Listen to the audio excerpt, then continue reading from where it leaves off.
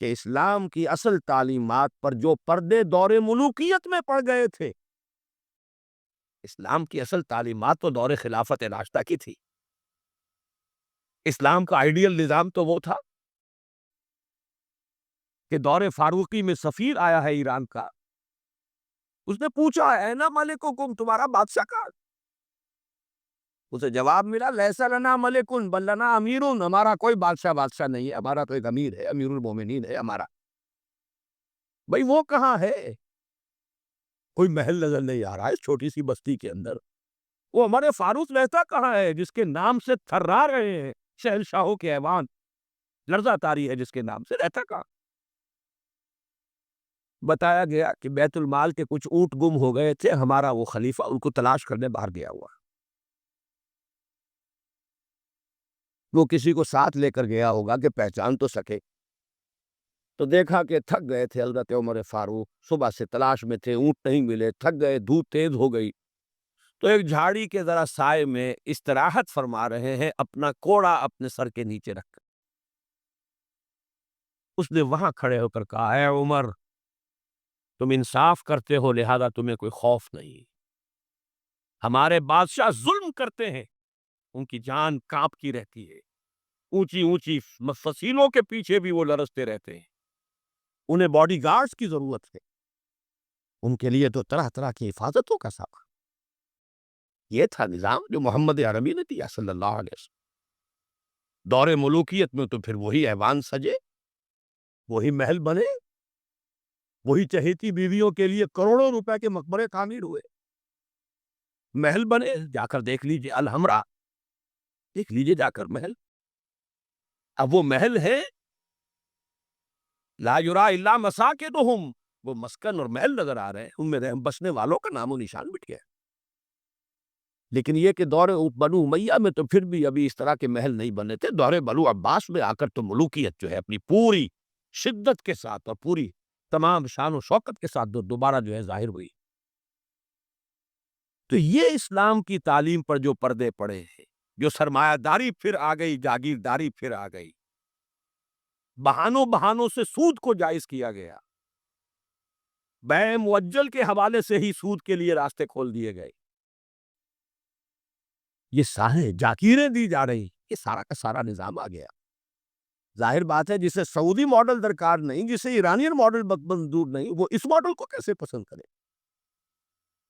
Model تو اگر چاہیے تو وہ تو خلافت راستہ کا، اس کا کوئی عملی نمونہ دنیا میں آج نہیں. تو اقبال نے یہ کہا تھا کہ اگر ایسا ہو گیا، کاش کہ ایسا ہو جائے، تو ہمیں ایک موقع مل جائے گا کہ اسلام کی تعلیمات پر جو پردے دور ملوکیت میں پڑ گئے تھے انہیں ہٹا کر اسلام کے اصل رخ روشن دنیا کو دکھائیں. یہی بات قائد اعظم نے کہی تھی. ہمیں پاکستان اس لیے مطلوب ہے کہ عہد حاضر میں اسلام کے اصول حریت و اخوت و مساوات کا ایک نمونہ دنیا کے سامنے پیش کر سکے. یہ بات دوسری ہے، 45 برس بیت گئے شمسی حساب سے اور 46.5 برس بیت چکے ہیں قمری حساب سے، ابھی تو کہیں وہ مساوات اور حریت اور اخوت کہیں نظر نہیں آ رہی. وہ تو ایک قوم بھی کئی قومیتوں میں بٹ گئی، لسانی اور علاقائی اور صوبائی عصبیتوں کا دور دورہ ہے. ڈھونڈ اب اس کو چراغ رخ زیبا لے کر، وہ ایک قوم جو ہندوؤں کے مقابلے میں ایک قوم بن گئی تھی، اب تو وہ تحلیل ہو چکی، اس کا کوئی وجود ہی نہیں ہے. میں بہرحال اس مرثیے پر زیادہ وقت نہیں کرنا چاہتا. اس وقت عرض یہ کرنا ہے، آج کے انسان کی اصل ضرورت ایک ماڈل. زبانی کلامی بات کوئی قبول نہیں کرے گا. خلافت راشدہ کی مدح کریں گے، وہ کہیں گے پدرم سلطان بود تو راچے، تم کیا، اپنی شکل دیکھو، تم کیا، تم تو ہم سے بدتر ہو. تمہارے ہاں ڈسکریمنیشن، سید زیادہ تو سید زیادہ ہے ہی ہے، اونچائی ہے، اخلاق کا کتنا ہی پست ہو، اور یہ مسلی یہ تو ہے ہی نیچ، چاہے اخلاق اور کردار میں کتنا ہی اونچا ہو جائے. یوں تو سید بھی ہو، مرزا بھی ہو، افغان بھی ہو، تم سبھی کچھ ہو، بتاؤ تو مسلمان بھی ہو. تمہارا تمدن، تمہاری تہذیب، تمہارا نظام بدترین نظام. بڑے پیارے اشعار کہے علامہ اقبال نے، کہلوائے تو ہیں ابلیس کی زبان سے، اصل میں اس کے پردے میں پیغام اپنا دیا ہے۔ اور ان کی یہ نظم جو ہے ابلیس کی مجلس سے شورا، ان کے انتقال کے بعد چھپی ہے، یہ آخری دور ہے ان کا۔ اس لیے میں کہا کرتا ہوں کہ اقبال کا پیغام اگر دیکھنا ہو امت مسلمہ کے نام، تو یہ نظم جو ہے ابلیس کی مجلس سے شورا، یہ ان کا آخری پیغام۔ یہ ظاہر بات ہے کہ وہ کہ نبی تو نہیں تھے معاذ اللہ، عام انسان تھے، ذہنی ارتقاء کے مختلف مراحل سے گزرے ہیں، تو ان کا ارتقاء جہاں تک ہوا ہے اس کی آخری صورت جو ہے وہ نظمیں ہیں کہ جو ارمغان حجاب میں شامل۔ جانتا ہوں میں یہ امت حامل قرآن نہیں ہے، وہی سرمایہ داری بندہ مومن کا دین۔ جانتا ہوں میں کہ مشرق کی اندھیری رات میں بے ید بیضا ہے پیران حرم کی آستی۔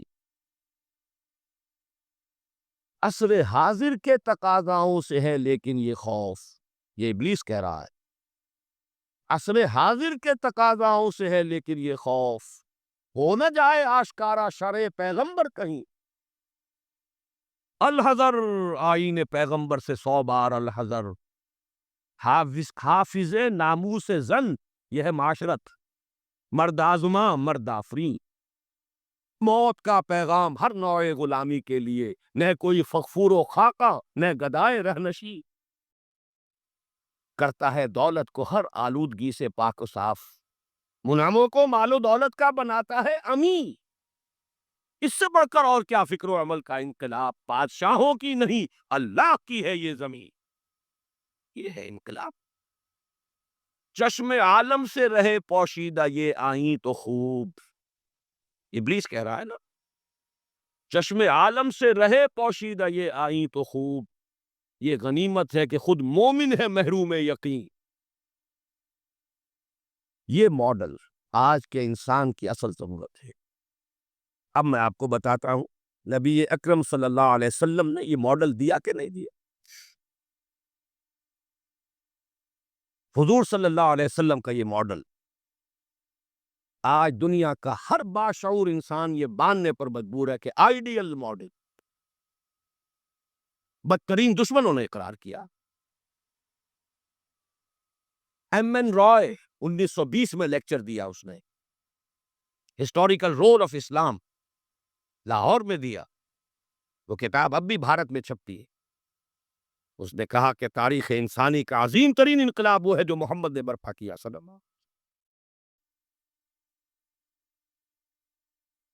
گاندھی نے 1937 میں جب پہلی مرتبہ ہندوستان میں انگریزوں نے ہمیں کچھ تھوڑی سی سیلف گورنمنٹ دینی شروع کی تھی، 35 کا ایکٹ جو ہے گورنمنٹ آف انڈیا ایکٹ 1935، اس کے نتیجے میں پھر الیکشنز ہوئے سن 36 میں، اور پھر وزارتیں بنی اور پورے ہندوستان میں کانگریس کی وزارت۔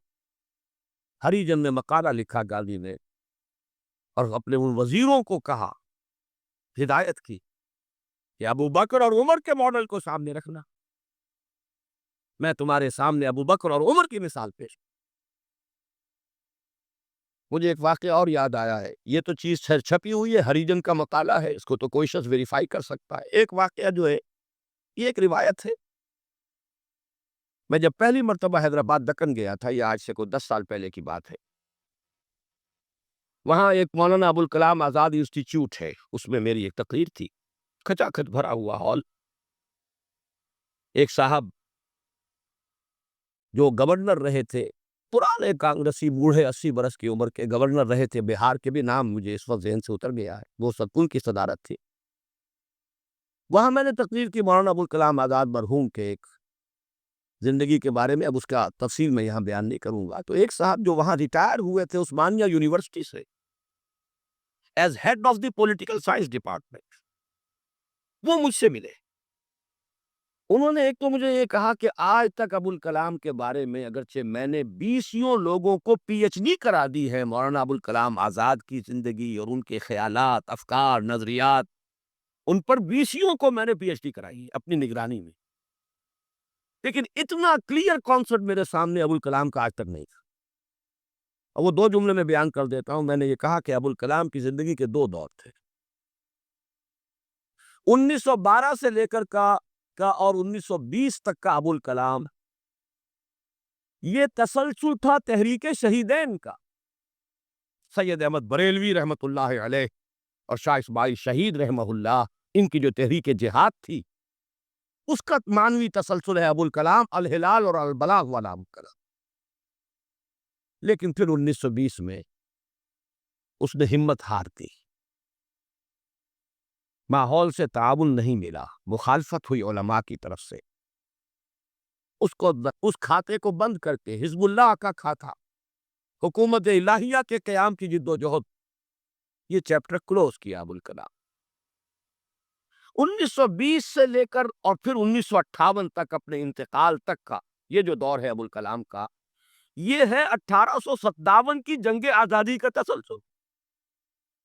اگر آپ کے ذہن میں اپنی پچھلی صدی کی یہ دو تحریکیں ہوں، 1930 کی جو تحریک تھی، 1830 کی، 1826 سے لے کر 1831 میں پھر شہادت ہوئی بالا کوٹ میں، یہ جو تحریک تھی اس کا تسلسل ہے الہلال اور البلاغ والا ابوالکلام. 1857 میں جنگ آزادی تھی، انگریز کے خلاف بغاوت، اسے غدر کہتے تھے، اب جنگ آزادی کہتے ہیں. انگریزی دور میں ہم نے جب تاریخ پڑھی تھی تو وہ غدر کے نام سے تھی. اس میں ہندو اور مسلمان دونوں شریک تھے، متحدہ جد و جہد تھی انگریز سے نجات پانے کی. تو ابوالکلام کی 1920 کے بعد سے لے کر باقی زندگی جو ہے وہ در حقیقت مانوی تسلسل ہے اس جنگ آزادی کا جو 1857 میں لڑی گئی اور ناکام ہو گئی. ناکام تو وہ بھی ہو گئے، تحریک شہیدین بھی ناکام، 1857 کی جنگ آزادی بھی ہو گئی. بہرحال انہوں نے ایک بات تو یہ بتائی، اور مجھے اصل میں جو یاد آیا تھا معاملہ ان کے ایک اور کال کا تھا. 1917 میں وہ کہتے ہیں کہ میں علی گڑھ میں پڑھتا تھا. اس وقت تک وہ صرف ایک کالج تھا، ابھی یونیورسٹی نہیں بنا تھا، اور ہاسٹل میں رہتا تھا. تو ایک روز شور مچ گیا، گاندھی جی آئے، گاندھی جی آئے، گاندھی جی آئے. گاندھی ابھی نئے نئے آئے تھے ساؤتھ افریقہ سے، اور وہ گویا کہ انڈیا کے پولیٹیکل ہورائزن پر ابھی وہ ایک رائزنگ سن کی حیثیت سے تھے. شور مچ گیا، گاندھی جی آئے، گاندھی جی آئے. خیر وہ ہم نے ان کو گھیر لیا، کہا کچھ خطاب کی تھی. تو کہا خطاب نہیں، میں تو صرف دیکھنے آیا تھا. اور وہ گیا تھا، پہلے حاضری دی تھی سر سید کی قبر پر. پھر اس نے کہا میں آپ لوگوں کو ایک دو خوشخبری دیتا، آپ کے کالج کے یونیورسٹی بننے کا فیصلہ ہو گیا ہے، چارٹر آپ کی یونیورسٹی کا منظور ہو گیا ہے. آپ کو معلوم نہیں ہوگا، میں آپ کو خوشخبری دے رہا. لیکن ایک بات میں آپ سے اور کہتا، لوگ ہمت پر گوش ہو گئے. اگر آپ کا کالج یا آپ کی یونیورسٹی ایک عمر پیدا کر دے تو بہت بڑا احسان ہوگا نو انسان. لیکن مجھے یقین ہے آپ عمر پیدا نہیں کر سکتے، اس لیے کہ میں آپ کے ہاسٹلوں میں چکر لگا چکا ہوں، وہاں قالین بچھے ہوئے، وہاں عیش اور آسائش کے سامان. اس ماحول میں عمر پروان نہیں چڑھتا. میں یہ سمجھتا ہوں کہ علامہ اقبال نے جو اشعار لکھے ہیں شاید یہ واقعہ ہی ہو کہ جو اس کی تحریک بنا ہو. تیرے صوفے ہیں افرنگی، تیرے قالی ہے ایرانی، لہو مجھ کو رلاتی ہے جوانوں کی تناسانی. تو معلوم ہوا کہ یہ عمر کا وہ مقام راضی کی نگاہ میں تھا. اور پھر سن 1937 میں 20 برس بعد وزیروں کو کہا ہے کہ ابو بکر اور عمر کو اپنے سامنے ماڈل کی حیثیت سے رکھو. ایچ جی ویلز نے کہا ہے اگرچہ حضور کی ذاتی زندگی پر، خاص طور پر ازدواجی زندگی پر بڑے رقیق حملے کیے، لیکن پھر اس نے جب حجۃ الوداع کے ذکر پر آتا ہے concise history of the world, اس کا پرانا آپ کو کوئی ایڈیشن تلاش کرنا ہوگا، نئے ایڈیشن میں سے یہ پیسیجز نکال دیے ہیں نئے ایڈیٹرز نے. لیکن یہاں کی یونیورسٹی سے میں نے نکلوا کر ایک دفعہ ویریفائی کیا تھا، چونکہ مجھے تو بہت پرانے یہ الفاظ یاد تھے، لیکن پھر میں نے انہیں تازہ کیا کراچی یونیورسٹی کی لائبریری سے. اس میں وہ لکھتا ہے، وہ حضور کے خطبے کے الفاظ نقل کر کے، لا فضل لعربی علی عجمی ولا لعجمی علی عربی ولا لاحمر علی اسود ولا لاسود علی احمر الا بالتقوی کلکم بنو آدم وآدم من تراب. اس کا ترجمہ دے کر پھر لکھتا ہے کہ اگرچہ ہیومن فریٹرنیٹی، فریڈم اور ایکویلٹی کے سرمنز تو پہلے بھی بہت کہے گئے تھے، جیزس آف نزارت کے ہاں، حضرت مسیح کا تذکرہ کر رہا ہے، جیزس آف نزارت کے ہاں بھی سرمنز تو بہت تھے، لیکن یہ ماننا پڑتا ہے کہ تاریخ انسانی میں پہلی مرتبہ محمد نے ان اصولوں پر ایک معاشرہ قائم کر کے دکھا۔ اس سے بڑا ٹریبیوٹ کیا ہوگا؟ اور دشمن ہے، ذاتی اعتبار سے حملے کر رہا ہے، رسیق حملے کرتا، استہزاء کر رہا ہے یہ تعدد ازدواج کا،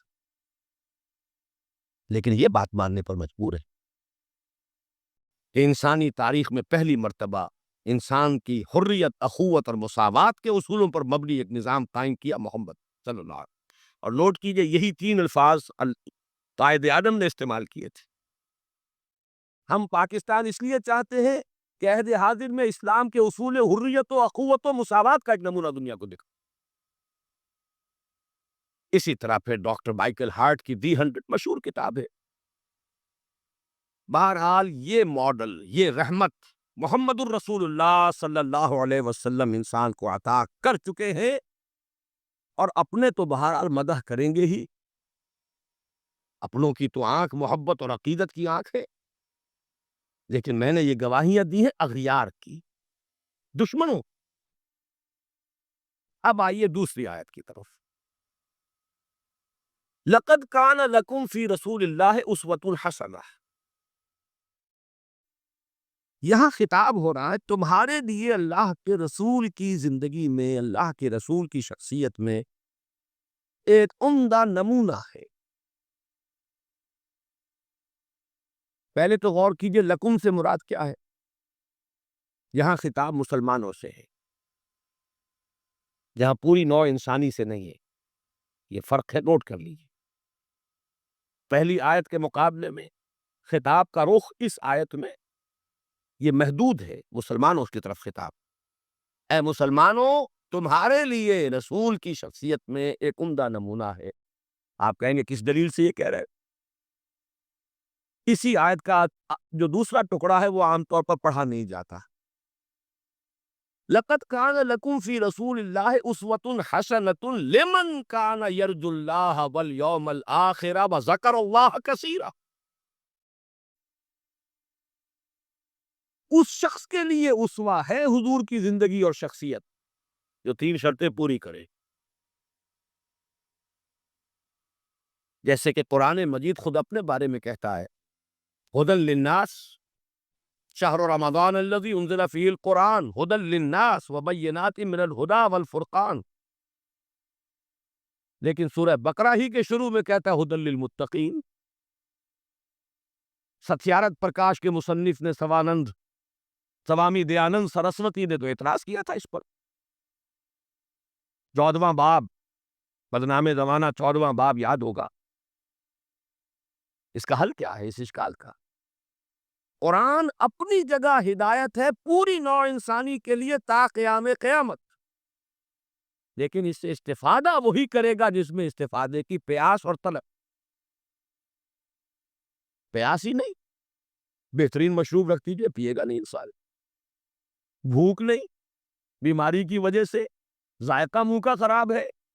آپ نے دیکھا ہوگا ماؤں کو بیچاریاں بچوں کی کیسی کیسی خوش آمدیں کرتی ہیں، بیٹے کچھ کھا لو، یہ کھا لو، وہ کھا لو، یہ، لیکن اس کا منہ کا ذائقہ بگڑا ہوا، کچھ نہیں کھاتا، بھوک مری ہوئی ہے، کچھ نہیں کھاتا۔ تو جس میں ہدایت کی طلب نہیں ہوگی قرآن اس کو ہدایت نہیں دے گا۔ اپنی جگہ ہدی للناس، استفادے کے لیے شرط ہے، پیاس ہو، طلب ہو تب۔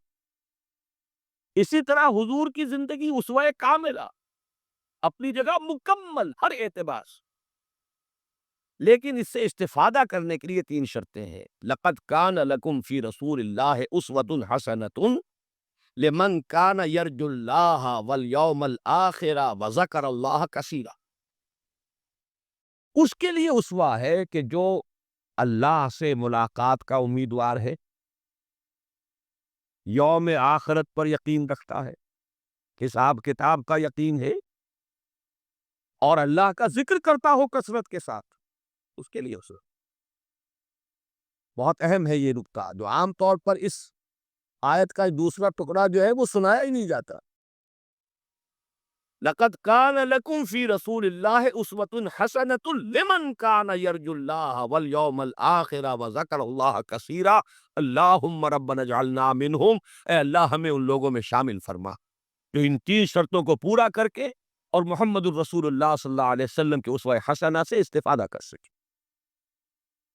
اب نوٹ کیجئے حضور کا یہ اسوہ نمونہ کس کس پہلو سے، اس میں بھی ذرا 3 مراحل آئیں گے۔ سب سے پہلے یہ کہ ایک فرد کی حیثیت سے اسوہ کاملہ، خاص طور پر میرے نزدیک تو یہ سیرت النبی کا اعجاز ہے، معجزہ ہے۔ اگرچہ حضور کا سب سے بڑا معجزہ قرآن ہے، لیکن خود اپنی جگہ پر سیرت النبی معجزہ ہے۔ کس معنی میں؟ انسان کی جتنی حیثیتوں کا آپ تصور کر سکتے ہیں، ان تمام حیثیتوں میں اسوہ موجود ہے محمد الرسول اللہ صلی اللہ علیہ وسلم۔ باپ کی حیثیت سے اسوہ موجود، حضرت مسیح کی زندگی میں تو نہیں، انہوں نے شادی نہیں کی۔ شوہر کی حیثیت سے اسوہ موجود، خسر کی حیثیت سے اسوہ موجود، حضرت علی کے خسر ہے کہ نہیں، حضرت عثمان کے خسر ہے یا نہیں۔ داماد کی حیثیت سے اسوہ موجود، حضرت ابوبکر حضرت عمر کے داماد ہے کہ نہیں۔ پھر ذرا غور کیجئے، داعی کی حیثیت سے اسوہ، مبلغ کی حیثیت سے اسوہ، معلم کی حیثیت سے اسوہ، مربی اور مزکی کی حیثیت سے اسوہ، امام مسجد کے اعتبار سے اسوہ، خطیب مسجد کے اعتبار سے اسوہ، پھر میدان جنگ میں سپہ سالار کی حیثیت سے اسوہ، قاضی القضات کی حیثیت سے اسوہ، اور صدر مملکت کی حیثیت سے اسوہ۔ کون سی زندگی کا گوشر ہے؟ اتنی گمبھیر زندگی کا واقعہ یہ ہے کہ کوئی اور دنیا میں مثال آپ نہیں کر سکتے، اتنی جامع زندگی۔ یہی بات ہے جو ڈاکٹر مائیکل ہارٹ نے تو یہی بات تو کہی ہے، he is the only person supremely successful in both the religious and secular fields۔ باقی عظیم شخصیتیں ایسی ہیں یا مذہب و اخلاق اور روحانیت کے میدان میں بلند نظر آئیں گی، تو دنیا اور سیاست اور مملکت اور ریاست اور سپہ سالاری میں زیرو۔ گوتم بدھ کا ادھر اونچا مقام ہے، ادھر زیرو۔ حضرت مسیح کا ادھر اونچا مقام، ادھر زیرو۔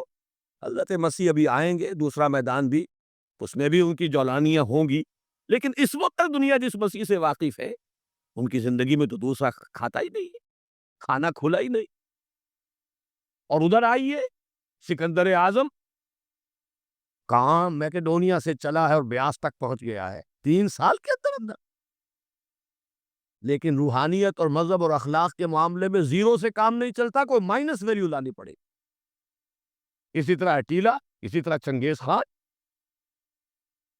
ایک ہی شخصیت ہے، the only person supremely successful in both the fields, گویا کہ ہر اعتبار سے اسوہ کاملہ۔ یہاں بھی ایک نکتہ ذرا سی ڈائگریشن ہے، ایک پہلو ایسا ہے انسانی زندگی کا جس میں حضور کی شخصیت یا آپ کی سیرت اسوہ نہیں ہے۔ آدمی چونک جائے گا، اسے شاید توحید پر محمول کرے، لیکن ہے۔ اور وہ شخصیت کا پہلو ہے ایک عورت کی حیثیت سے، بیوی کے لیے اسوہ، ماں کے لیے اسوہ، کہاں سے آئے گا؟ آخر آدھی انسانیت ہے، نصف بہتر حیات آپ تو کہتے ہیں، دی بیٹر ہاف، اس کے لیے اسوہ، اس کی جسمانی زندگی کے اعتبار سے اسوہ کا۔ دیکھیے یہی نکتہ ہے، نوٹ کر لیجئے، دل پر لکھ لیجئے۔ یہی وجہ ہے کہ جس سورہ مبارکہ میں یہ آیت آئی ہے لَقَدْ كَانَ لَكُمْ فِي رَسُولِ اللَّهِ أُسْوَةٌ حَسَنَةٌ، اسی میں فرمایا گیا اے نبی کی بیویوں، تمہیں اسوہ بننا ہے پوری نوع انسان۔ یا نساء النبی لستن کاحد من النساء، اے نبی کی بیویوں تم عام عورتوں کے مانند نہیں۔ نبی کی زندگی میں جو خلا ہے، اس لیے کہ وہ مرد ہے، اسوہ کے اعتبار سے جو خلا رہ گیا ہے اسے تمہیں پر کرنا ہے۔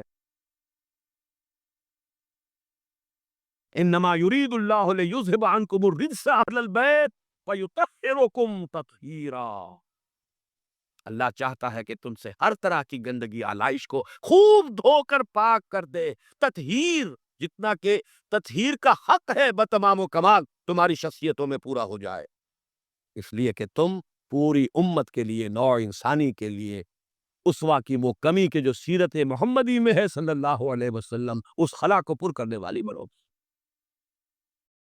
بہرحال انفرادی حیثیت میں گمبھیر ترین اسوا حضور کی زندگی میں موجود۔ اسی کا ایک رخ اور بھی ہے انفرادی زندگی کا، اور وہ ہے اخلاقیات۔ حضور کا اپنا قول ہے، انما بعثت لاتمم مکارم الاخلاق، مجھے اس لیے بھیجا گیا ہے، مبعوث کیا گیا ہوں تاکہ اخلاق کی بہترین جو بلندیاں ہیں ان کی تکمیل کر دوں، اتمام کر دوں۔ اس کا مفہوم کیا ہے، اس کو سمجھیے۔ علیحدہ علیحدہ انڈیویجول ایتھیکل ویلیوز، اخلاقی قدریں مختلف انبیاء کی زندگی میں اپنے نقطۂ عروج کو پہنچ چکی۔ صبر میں حضرت ایوب سے آگے کس کا مقام ہوگا؟ ان کے تو نام کا جز ہے ایوب صابر، محاورہ ہے صبر ایوب۔ تسلیم میں حضرت اسماعیل سے آگے کون جائے گا جو گردن رکھ رہا ہے، ابا جان چلائیے چھری، ستجدنی انشاءاللہ من الصابرین۔ سر تسلیم خم ہے جو مزاج یار میں آئے، اس سے کوئی اونچا مقام ہوگا؟ استقامت میں حضرت نوح سے آگے کوئی جا سکتا ہے؟ 950 برس کس پر آئے؟ 950 برس فلبث فیہم الف سنۃ الا 50 عاما۔ دعوت اور تبلیغ میں استقامت سے اس سے آگے تو کوئی مقام ممکن نہیں۔ غیرت اور حمیت اور جلال دین کے لیے حضرت موسیٰ سے آگے کون جائے گا؟ زہد اور لذات دنیا سے کنارہ کشی میں حضرت مسیح اور حضرت یحییٰ سے آگے کون سا مقام؟ اب کمی کون سی تھی؟ یہ ہے بات سوچنے کی۔ پھر اتمام کس کا کیا حضور؟ یہ اتمام ہے جامعیت کا اتمام۔ ان تمام اقدار کو جمع کر کے ایک بہترین گلدستہ توازن، اعتدال کے ساتھ ان سب کو ایک شخصیت پہ جمع کر دینا، یہ ہے وہ اتمامی اور تکمیلی شان جو محمد رسول اللہ صلی اللہ علیہ وسلم کی ہے اس میدان میں۔ زہد بھی ہے لیکن ازواج مطہرات بھی ہے، نکاح بھی ہے۔ وہ زہد نہیں ہے کہ جو رہبانیت والا زہد۔ حضرت عائشہ کی شہادت ہے کہ حضور بیٹھے ہوتے تھے ہمارے مابین اور پیار اور محبت کی باتیں ہوتی تھیں، وہ زاہد خشک کا معاملہ نہیں تھا حضور کا۔ حضور نے خود فرمایا مجھے تمہاری اس دنیا سے 3 ہی چیزیں پسند ہیں، ان میں سے ایک عورت کا ذکر کیا، کوئی حجاب نہیں، جو فطرت ہے جو اللہ نے بنائی ہے، بھرپور آئلی زندگی بسر کی، اور بہت محبت کرنے والے اور محبت دینے والے شوہر تھے محمد صلی اللہ۔ لیکن جیسے ہی اذان کی آواز آتی تھی ایسے اٹھ کر چلے جاتے تھے کہ جیسے ہم سے کوئی تعلق ہی نہیں، سروکار ہی نہیں، ہم سے واقف ہی نہیں کہ ہم کون۔ یہ ہے وہ درمیان قار دریا تختہ بندم کر دئی، باز بھی گوئی کے دامن تر مکن ہوشیار باش۔ اچھا دیکھیے، یاد آ گیا ہے، آپ کی بھی طبیعت اس وقت جو ہے میں تو دیکھ رہا ہوں آمادگی ہے، وقت کچھ زیادہ بھی صرف ہو جائے تو کوئی حرج نہیں۔ رجم کا ایک واقعہ ہو رہا ہے حضرت مسیح کی زندگی، وہ میری مگدلین پڑھا ہوگا آپ، زانیہ تھی، جرم ثابت ہو گیا، اسے رجم کرنے کے لیے لے کے جا رہے تھے، شور مچا ہوا تھا، حضرت مسیح بھی گزر رہے تھے، کیا معاملہ ہے؟ یہ ہے، فرمایا ٹھیک ہے چلو، خود بھی چلے۔ اب جب اسے باندھ دیا گیا، اب کھڑے ہو کے فرمایا ٹھیک ہے، قانون ہے رجم کا اور یہ شریعت موسوی کا حکم ہے، رجم ہونا چاہیے، لیکن اس کو پہلا پتھر وہ مارے جس نے خود کبھی زنا نہ کیا۔ میں کہتا ہوں حیرت ناک بات ہے یہ کہ اتنی شرافت ان لوگوں میں تھی کہ ایک ایک جو ہے وہاں سے کھسکنا شروع ہو گیا، مجمع چھٹ گیا۔ یہ ایک رخ ہے زندگی کا۔ حضور کی شخصیت میں اب آپ کو 2 رخ جمع ملے گی۔ وہ غامدیہ خاتون آئی ہے، اس نے کہا حضور مجھ سے وہ خطا ہو گئی، مجھے پاک کرتی۔ حضور نے پوچھا کہ کہیں کوئی حمل تو نہیں ہے؟ جی حمل بھی ہے۔ تو جاؤ، جرم تمہارا ہے، اس جان کا کیا جرم ہے جو تمہارے پیٹ میں؟ وضع حمل کے بعد اب آئی ہے وہ وضع حمل کے بعد، بچہ گود میں ہے۔ حضور وہ مرحلہ طے ہو گیا، اب مجھے پاک کر دیجیے، رجم کر دیجیے، میں پاک ہو جاؤں، دنیا کی سزا میں بھگت ہوگی، آخرت میں اللہ مجھے بتا۔ فرمایا ابھی تو اس بچے کی زندگی تمہارے ساتھ وابستہ ہے، جاؤ دودھ پلاؤ۔ کچھ دنوں کے بعد پھر آئی ہے، بچے کے ہاتھ میں روٹی کا ٹکڑا ہے، کھا رہا ہے۔ فرمایا ہاں اب ٹھیک ہے، لے جاؤ اس کو رجم کر دو، اللہ کا حکم ہے لا تاخذکم رافت فی دین اللہ ولا تاخذکم بہما رافت فی دین اللہ، اللہ کا حکم ہے، کرنا ہوگا، چاہے اپنے سینے پر پتھر رکھنا پڑے، اب رجم کرنا۔ لیکن جب رجم ہو گیا ہے، وہ خاتون جو ہے ان کا انتقال ہو گیا، کسی کی زبان سے نکل گیا کتنی بے حیا عورت تھی، حضور نے ڈانٹ دیا، نہیں اس عورت نے وہ توبہ کی ہے کہ اگر تمام مدینے والوں پر تقسیم کر دی جائے تو سب کی نجات کا ذریعہ بن جائے۔ یہ تواضع ہے، حکم رب کا نفاذ بھی ہے، اس میں اپنی ذاتی شفقت کو آڑے نہیں آنے دینا ہے، لیکن یہ نہیں ہے کہ اس سے کوئی سوء ظن ہو، مریض سے دشمنی نہیں ہوتی، مرض سے دشمنی، مریض سے تو ہمدردی ہو، اور اس نے تو وہ توبہ کی ہے۔ بہرحال انفرادی سطح پر میں نے ایک تو عرض کیا کہ اسوہ محمدی کی جامعیت کبریٰ، نمبر دو اخلاقی میدان میں تکمیل، یعنی تمام جتنی اخلاقی اقدار ہیں بلند اور اعلیٰ، ان کا مجموعہ حسین گلدستہ، جس میں ہر شے اپنے اپنے مقام پر صحیح توازن اور اعتدال کے ساتھ ہے، یہ ہے خاص معاملہ محمد الرسول اللہ صلی اللہ علیہ وسلم۔ دوسرا اسوہ حضور کا وہ میں بیان کر چکا، ایک ماڈل پیش کر دیا، نوع انسانی کے لیے ایک ماڈل، وہ نظام قائم کیا، کس نے کیا؟ محمد الرسول اللہ نے کیا صلی اللہ علیہ وسلم۔ اگرچہ یہ نوٹ کر لیجئے کہ اس ماڈل کا جو اصل ہے دور، وہ ہے دور فاروقی، یہاں بھی کہیں آپ یہ نہ کہیں توہین کر رہا، دور نبوی نہیں ہے اس کا ماڈل۔ کیوں؟ حضور کی حیات طیبہ میں تو ابھی انقلابی عمل جاری تھا، ریولوشنری پروسیس تھا اپنے پورے جوبن کے اوپر، نظام قائم ہوا اور آپ کا انتقال ہو گیا، بلکہ آپ نے خود چوز کیا ہے، اللہم فی الرفیق الاعلیٰ، اے اللہ بس میرا کام پورا ہو گیا، اب میں مزید یہاں رہنے کو تیار تھے، خود خطبہ دیا آپ نے۔ بلکہ اسے اگر سوء ادب نہ سمجھا جائے تو میرے دل میں تو ایک بات ہے کہ اگر حضور کے قدموں میں اللہ نے پہنچا دیا میدان قیامت میں یا عالم آخرت میں، تو شکوہ کروں گا کہ حضور آپ نے جلدی کی،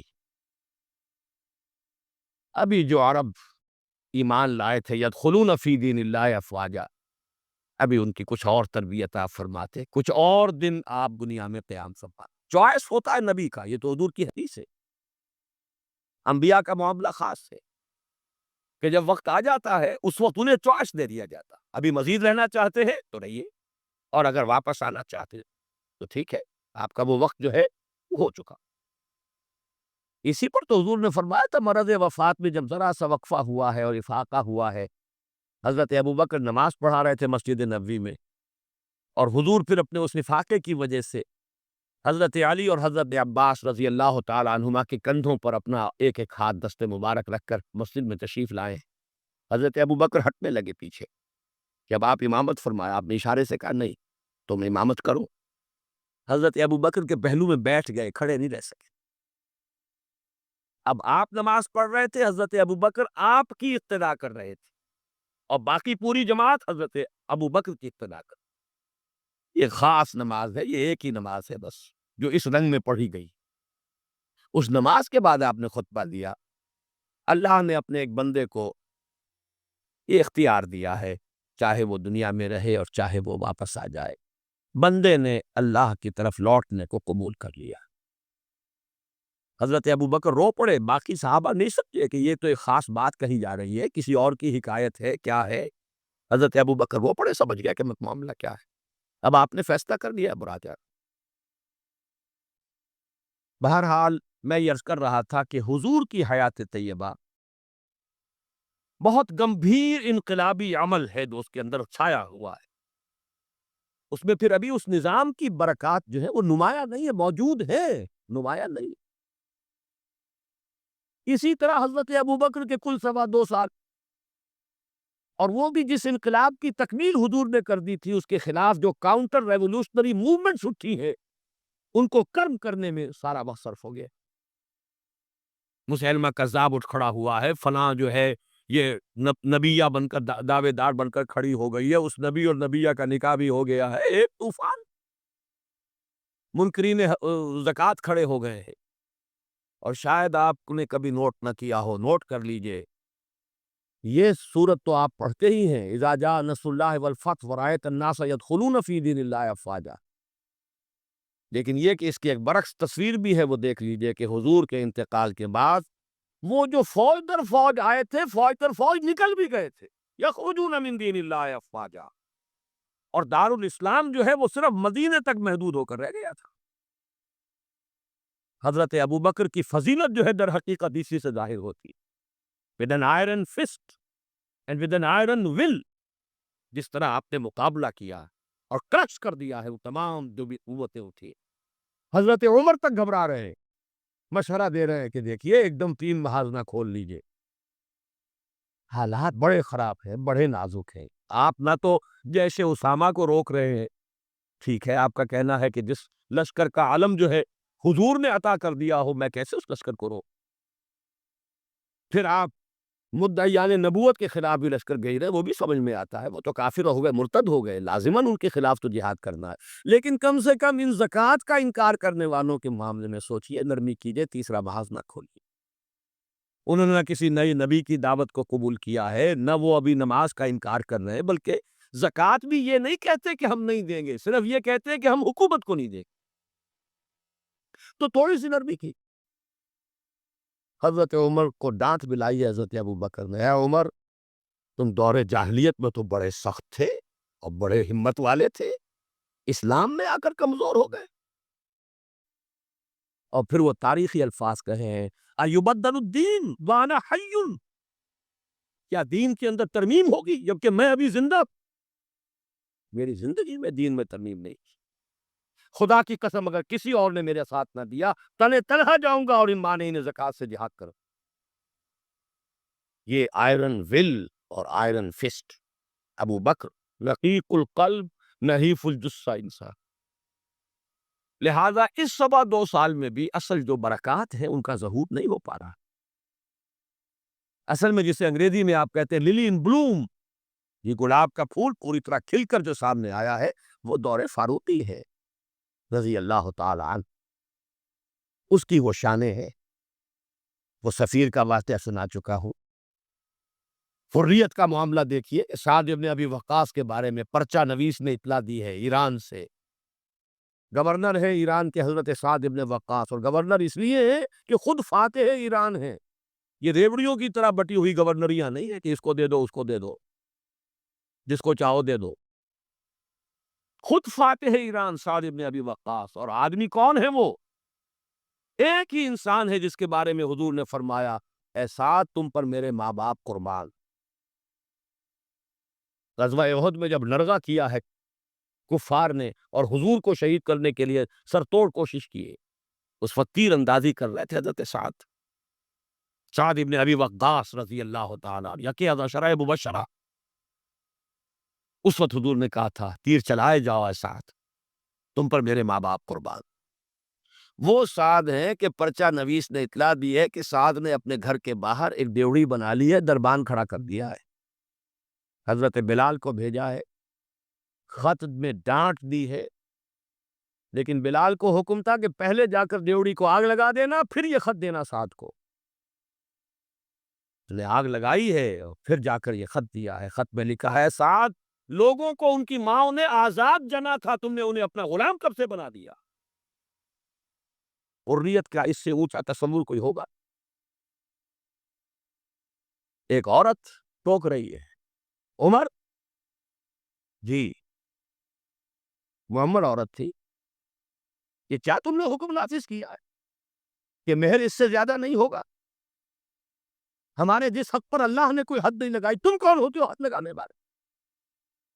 قرآن کی آیت ہے، بات ہے تم احداہن قنطارن، تم نے اگر اپنی کسی بیوی کو ڈھیروں دیا ہو سونا تب بھی واپس نہیں لے سکتے۔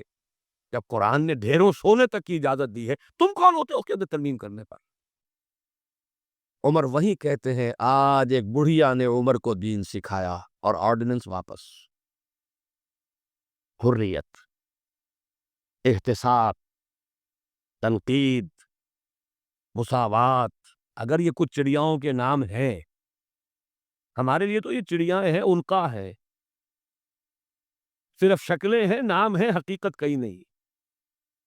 ان تمام چیزوں کی بتمام و کمال حقیقت دیکھنی ہو تو حضرت فاروق کا نام،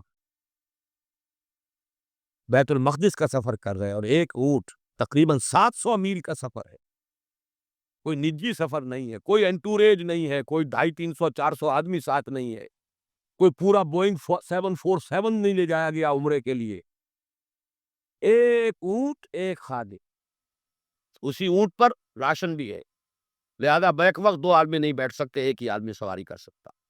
ایک منزل میں خلیفہ وقت اوپر بیٹھے ہیں اور خادم نکیل پکڑ کر آگے چل رہا ہے، اگلی منزل میں خادم اوپر بیٹھا ہے اور خلیفہ وقت نکیل پکڑ کر چل رہا ہے، اور آخری وقت میں باری اتفاقاً آ گئی خادم کی، اس نے ہاتھ جوڑ دیا کہ خدا کے لیے لوگ کیا کہیں گے، میرے سر ہو جائیں گے۔ فرمایا نہیں، الدور دورک، نہیں، باری تمہاری۔ اور اس محاذ پر تھے کون کمانڈر؟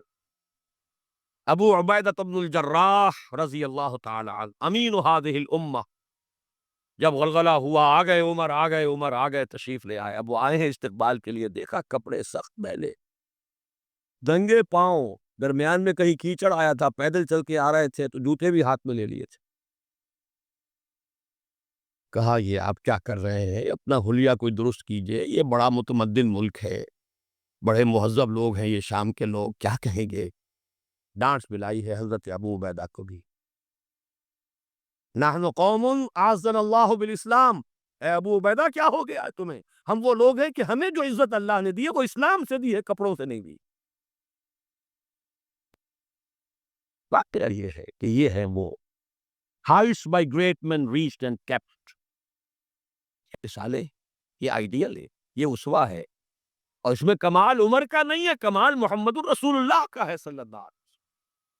درخت اپنے پھل سے پہچانا جاتا ہے، عمر تو درخت کا پھل ہے، ابو بکر اس درخت کے پھل ہے، صحابہ کرام اس شجرہ طیبہ کے برگو بہار میں، اس وقت تو محبت کا ہے صلی اللہ علیہ وسلم۔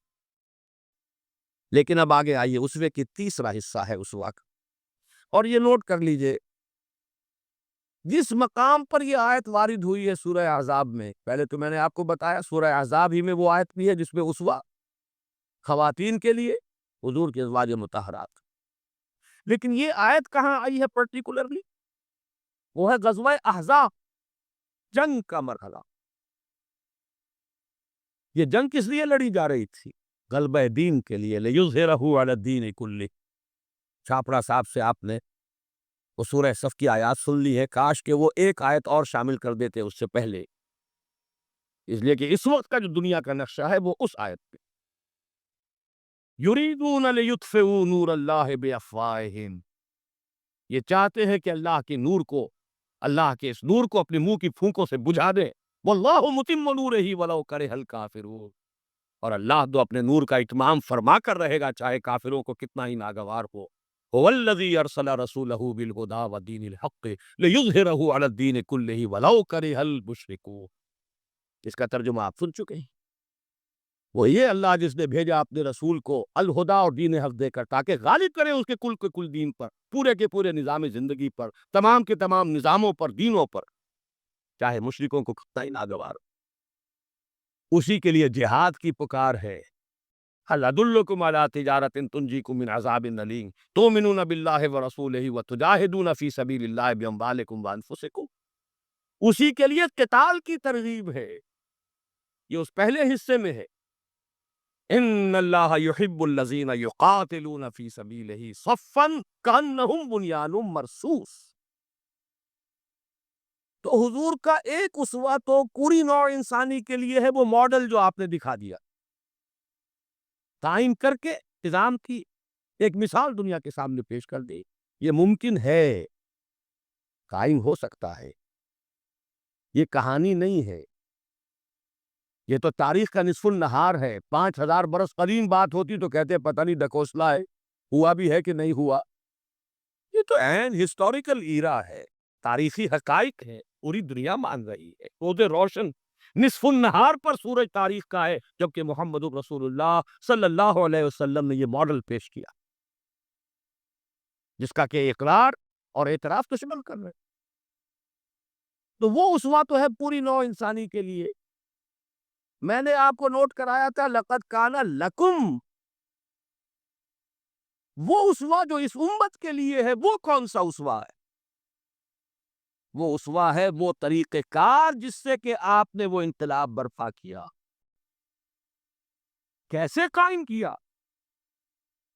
منہج کیا تھا؟ منہاج کیا تھا؟ طریقہ کار کیا تھا؟ پہلے کیا کیا تھا؟ پھر کیا کیا تھا؟ اگلا قدم اٹھایا تو کیوں اٹھایا؟ پہلے نہیں اٹھایا تو کیوں نہیں اٹھایا تھا؟ کیا سبب ہے کہ مکے میں حکم دیا جا رہا ہے چاہے تمہارے ٹکڑے اڑا دیے جائیں، تمہیں زندہ آگ کے اندر جلا دیا جائے، تب بھی تم ہاتھ نہیں اٹھاؤ گے؟ کفو ایدیکم، اپنے ہاتھ بندھے رکھو. نو ریٹیلیشن، نو ریونج، کوئی انتقام نہیں، کوئی قصاص نہیں. آئے گا وہ وقت جب تمہارے ہاتھ کھول دیے جائیں گے. نغمہ ہے بلبل شوریدہ تیرا خام ابھی، اپنے سینے میں اسے اور ذرا تھام ابھی. ابھی اپنے ہاتھ روکے رکھو، چاہے تمہارے جسم کے ٹکڑے کر. کیا وجہ؟ پھر کیا وجہ ہے؟ ہاتھ کھل گئے، کیوں کھل گئے؟ فیصلہ کن چیز کون سی تھی؟ ہاتھ بندھے ہوئے تھے تو کیوں بندھے ہوئے تھے؟ کھلے تو کیوں کھلے؟ کب کھلے؟ کس تبدیلی کی وجہ سے کھلے؟ کیا وجہ ہے کہ سن 6 میں صلح حدیبیہ کر رہے ہیں اور بظاہر گر کر اور دب کر رہے ہیں؟ ہر مسلمان کا خون کھول رہا ہے. حضرت عمر سے تو ضبط نہیں ہو سکا، ساری عمر پچھتاتے رہے کہ میں نے گستاخی کا معاملہ کیا تھا. جو جا کر حضور سے کہا تھا کیا ہم حق پر نہیں ہیں؟ فرمایا ہاں ہم حق پر ہیں. تو پھر ہم دب کر صلح کیوں کر رہے ہیں؟ فرمایا میں اللہ کا رسول ہوں، وہی کر رہا ہوں جس کا مجھے حکم ہے. یہی بات حضرت علی نے کی جب سہیل ابن عمر نے کہا ہے کہ یہ معاہدہ جو لکھا جا رہا ہے صلح کی دستاویز، اس میں آپ کے نام کے ساتھ رسول اللہ کا لفظ نہیں ہوگا، اس لیے کہ دستاویز پر تو دونوں پارٹیز کے دستخط ہونے. اگر ہم آپ کو اللہ کا رسول مان لیں تو جھگڑا کائے گا؟ پھر ہم تو نہیں مانتے کہ آپ اللہ کے رسول ہیں. یہ معاہدہ ہوگا محمد ابن عبداللہ اور قریش کے مابین. وہی مسکرا کر بات فرمائی، تم مانو یا نہ مانو میں اللہ کا رسول ہوں، لیکن اے علی مٹا دو، جو یہ کہہ رہا ہے مان لو کہ لکھ دو محمد ابن عبداللہ. عرض کیا حضور یہ میں نہیں کر سکتا. غیرت و حمیت حضرت عمر میں ہے، حضرت علی میں ہے، کوئی فرق نہیں. کچھ فرق نہیں ان چاروں میں. معلوم ہوا ہے کرنے ایک ہی سورج کی. اس اعتبار سے نوٹ کیجئے کہ خون کھول رہا ہے، اور خون کھولنے کی مثال میں آپ کو اب دیتا ہوں. ایک ایک شخص کا خون کھول رہا ہے، یہاں تک کہ ابو بکر کا خون کھول رہا. یہ دوسری بات ہے، ضبط اتنا ہے کہ بولے نہیں. کیسے معلوم ہوا کہ خون کھول رہا تھا ابو بکر کا؟ جب صلح ہو گئی حضور نے فرمایا مسلمانوں اب احرام کھول دو، جو ہدی کے جانور ہیں یہیں ذبح کر دو. کوئی نہیں اٹھا. دوسری مرتبہ فرمایا مسلمانوں اٹھ جاؤ، اٹھو، اب جو ہو گیا صلح ہو گئی ہے، احرام کھول دو. کوئی نہیں اٹھا، ابو بکر بھی نہیں اٹھے، ایک آدمی نہیں اٹھا. تیسری مرتبہ پھر کہا. حیران ہوں گے یہ صحابہ کا یہ حضور کا حکم، اس کی ایک توضیح ہے وہ میں بعد میں عرض کروں گا، لیکن پہلے واقعہ کیا اس کو سمجھیے۔ دل گرفتہ ہو کر حضور اپنے خیمے میں گئے، ناراض ہو کر دل گرفتہ۔ حضرت ام سلمہ تھا ساتھ تھی رضی اللہ تعالی، بڑی مدبر خاتون، بہت مدبر خاتون۔ جا کر کہا ہے کہ مسلمانوں کا یہ حال ہے سب کا، میں نے 3 مرتبہ کہا ہے، کوئی نہیں اٹھ رہا۔ حضرت ام سلمہ نے مشورہ دیا، حضور آپ کسی سے کچھ کہیے نہیں، اپنا اعلان کھول دیجئے، قربانی دیجئے۔ اب آئے ہیں، آ کر اپنا احرام کھول دیا، قربان، اب سب اٹھ گئے، سب نے قربانیاں دے۔ میرے ذہن میں اس کی تعبیر یہ ہے کہ لوگ منتظر تھے، اسے کہا جاتا ہے فلسفے میں حالت منتظرہ۔ پتہ نہیں حضور ہمارا امتحان تو نہیں لے رہے، یہ احرام کیسے کھولتے بغیر عمرہ کیے؟ یہ کوئی اللہ اور اس کے رسول کی طرف سے ہماری غیرت و حمیت کا امتحان تو نہیں ہے؟ اس سسپینس میں تھے، جب دیکھا کہ حضور نے تو کھول دیا احرام، قربانی دے دی، گویا کہ کوئی شک اور شبہ کی بات نہیں رہی کہ یہی منشاء نبوت ہے، یہی حکم ہے، لہٰذا کوئی ایک بھی نہیں تھا جو پیچھے رہ گیا۔ لیکن میری گفتگو اس وقت اس مرحلے پر تھی کہ قابل توجہ ہے یہ بات، 2 سال قبل سن 6 میں حضور صلی اللہ علیہ وسلم بظاہر گر کر دب کر صلح کر رہے، اور 2 سال کے بعد قریش کا سردار آ کر ابو سفیان خوش آمدیں کر رہے ہیں، اس لیے میں ادب کا سے نام دوں گا کہ ایمان لے آئے بات صاحبی،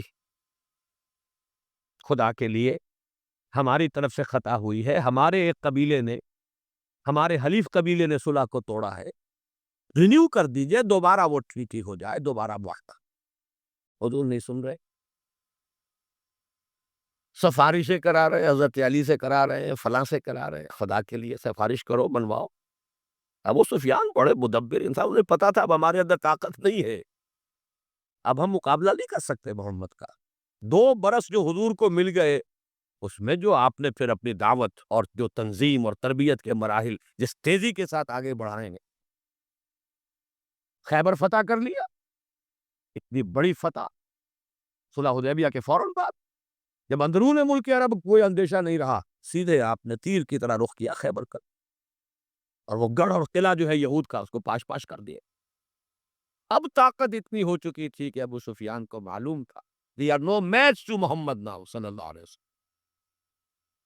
اس لیے بلکہ اس میں بھی واقعہ سن لیجئے، حضرت ام حبیبہ ابو سفیان کی بیٹی ہے، حضور کے نکاح میں ہے، معلوم ہوا کہ this is the nearest approach، اس سے زیادہ سفارش اور کون سی ہوگی؟ اپنی بیٹی جو ہے خود نبی کے گھر میں، بڑی امیدیں لے کر گئے ہوں گے ابو سفیان۔